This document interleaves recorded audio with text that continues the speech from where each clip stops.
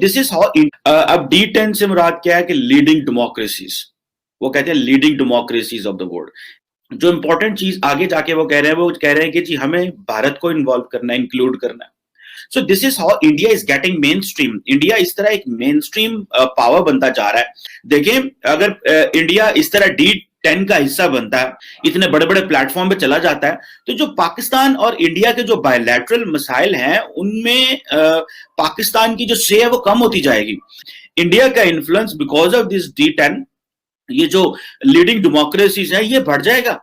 अच्छा, चाइना भी इस ग्रुप का मेंबर नहीं है, but who will speak for Pakistan and for the Kashmir and for our bilateral challenges?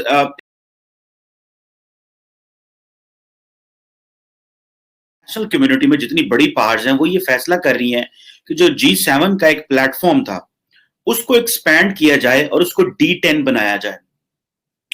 अब D10 से मुराद क्या है कि लीडिंग डेमोक्रेसीज, वो कहते हैं leading democracies of the world, या league of democracies of the world वो कह रहे हैं। जो इंपॉर्टेंट चीज आगे जाके वो कह रहे हैं, वो कह रहे हैं कि जी हमें भारत को इन्वॉल्व करना है, इंक्लूड करना है, हमें साउथ कोरिया को इंक्लूड करना है और हमें ऑस्ट्रेलिया को इंक्लूड करना है। मैं समझता ये हूं कि वो ये कह रहे हैं कि हमें जो डेमोक्रेसीज हैं, दुनिया की बड़ी डेमोक्रेसीज, उनको इनरोल करना है इस सारे प्रोसेस में, और ये G7 को D8 बना दें। तो ये लीग ऑफ डेमोक्रेसीज या कम्युनिटीज ऑफ डेमोक्रेसीज की बात है। ये तकरीबन 10-12 साल से ये आइडिया अमेरिकन थिंक टैंक्स में चल रहा था। अमेरिकी, आपको पता है, थिंक टैंक्स बहुत काम करते हैं वहां पे, और वो सोच रहे थे कि अगले आइंदा आने वाले दिनों में क्या किया जा सकता है। अच्छा, अब हुआ यूं कि जो यूके के प्राइम मिनिस्टर हैं बोरिस जॉनसन, उन्होंने इस आइडिया को बेसिकली वहां से बोरो किया, लेकिन उन्होंने क्या किया कि जो G7 की एक वर्चुअल मीटिंग हुई है उसमें वो ये कह रहे हैं कि जो कमिंग जून आ रहा है, अभी this is February, end of the फरवरी, अभी जो कमिंग जून आ रहा है, उस जून में एक लाइव मुलाकात हो जिसमें सारे के सारे जो D10 के लोग हैं, बाकी इंडिया को बुलाया जाए, ऑस्ट्रेलिया को बुलाया जाए, साउथ कोरिया को बुलाया जाए। अच्छा, इसमें पाकिस्तान का तो मैं जिक्र करूंगा कि what does this mean for Pakistan, because India is getting a member of this elite club. अच्छा, यूके का कहना यह है कि नहीं, हम ये चाहते हैं कि हमें, for example ji 5G technology है, उसमें India is playing its part, so we need to talk on this. ये जो बोरिस जॉनसन का विजिट कैंसिल हुआ था इंडिया के रिपब्लिक डे पे 26 जनवरी को, उसमें बेसिकली इन्होंने बातें करनी थी नरेंद्र मोदी के साथ, जिसमें उन्होंने 5G टेक्नोलॉजी की बात करनी थी, जिसमें वो कहते हैं कि जो डिजिटल इंफ्रास्ट्रक्चर है, जो critical 21st century digital infrastructure है, उसको कैसे लेके चलना, और ये जो समिट ऑफ डेमोक्रेसी है, इसके बारे में उन्होंने ऑन बोर्ड लेना था। सो this is how India is getting main stream. India इस तरह एक मेन स्ट्रीम पावर बनता जा रहा है। एक तरफ से मैंने आपको पहले बताया था कि इंडिया जो है वहां पे किस तरह जो क्वाड का हिस्सा है, जिसको ट्रांस अटलांटिक क्वाड की बात हो रही है, एशियन नेटो की बात हो रही है, इंडो पैसिफिक कमांड अमेरिका ने बदल दिया। सो दिस इज समथिंग जिसे आप कह लें कि इंडिया की ग्लोबल सिस्टम के अंदर, इंटरनेशनल सिस्टम के अंदर मेन स्ट्रीमिंग हो रही है, slowly and steadily. So this is an acceptance of the international community के भाई इंडिया जो है, हमें उसको लेना है इस सारे प्रोसेस में। और वो इसके जो मेन आइडियाज हैं उसमें यह है कि जी वो कह रहे हैं कि हमने डेमोक्रेसी को प्रमोट करना है और अथॉरिटेरियनिज्म को कर्टेल करना है। अब देखना यह है कि होता यह है कि जब ग्रेट पावर्स किसी इस तरह बड़े सेटअप में होती हैं और फिर वो आहिस्ता आहिस्ता छोटी छोटी पावर्स को भी पकड़ते हैं और उनका हिस्सा बना लेते हैं, तो फिर वो इक्वली सिस्टम शेयर करते हैं। तो इसको हम एक, जैसे कोई call it as a multilateral world.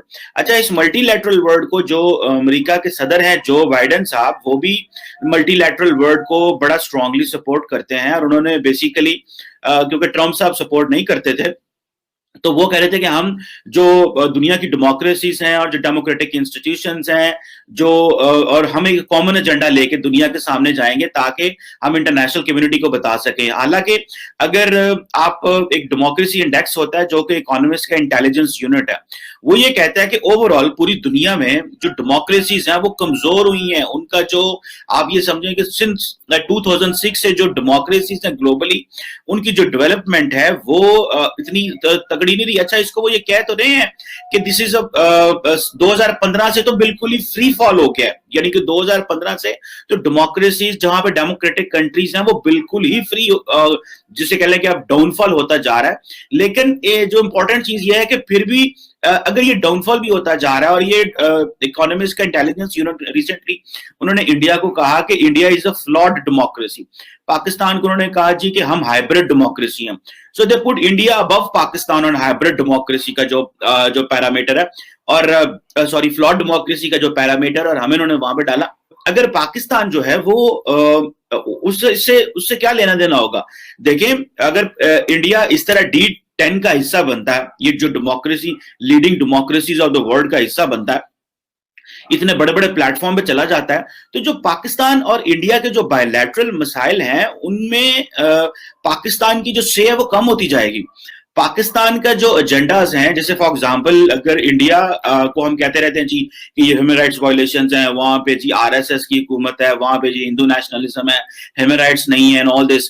सो जो मैंने इकोनॉमिस्ट का आपको बताया कि जो इकोनॉमिस्ट ने ये कहा कि भाई हाँ, हम समझते हैं, जो डेमोक्रेसी इंडेक्स जो पब्लिश किया इकोनॉमिस्ट के इंटेलिजेंस यूनिट ने, उन्होंने ये कहा कि 2006 से डेमोक्रेसी कमजोर हो रही है, 2015 से there is a free fall हो रहा है, लेकिन even then they bringing in democracies in this system, because वो कहते हैं कि ये बड़े स्ट्रक्चर्स हैं, ये बड़े डेमोक्रेटिक इंफ्रास्ट्रक्चर्स हैं, and they have been contributing permanently in the international system, so we need to support them. और ये इंटरनेशनली जारी बात है कि इंडिया जब बड़े एलीट क्लब का हिस्सा बनेगा, तो India can easily manipulate things against Pakistan.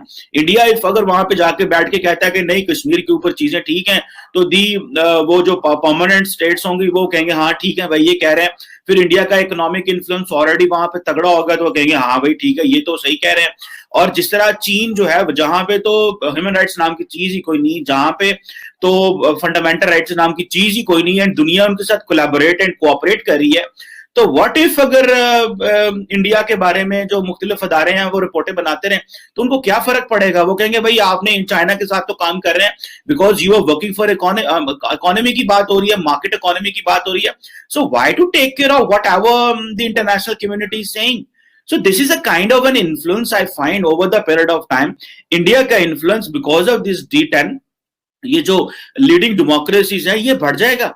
और ग्लोबल प्लेटफॉर्म्स पे जो पाकिस्तान के जो मसाइल हैं, जो बायलैटरल है, वो जाहिर बात है पाकिस्तान को उसमें उतनी वो नहीं। अच्छा, चाइना भी इस ग्रुप का मेंबर नहीं है, चाइना यूएन सिक्योरिटी काउंसिल का परमानेंट मेंबर तो है, तो परमानेंट मेंबर होने की वजह से उनको वो सपोर्ट तो मिलेगी वहां पे जी कि हमें हमारे लिए वहां बात करते हैं। But who will speak for Pakistan and for the Kashmir and for our bilateral challenges in D10?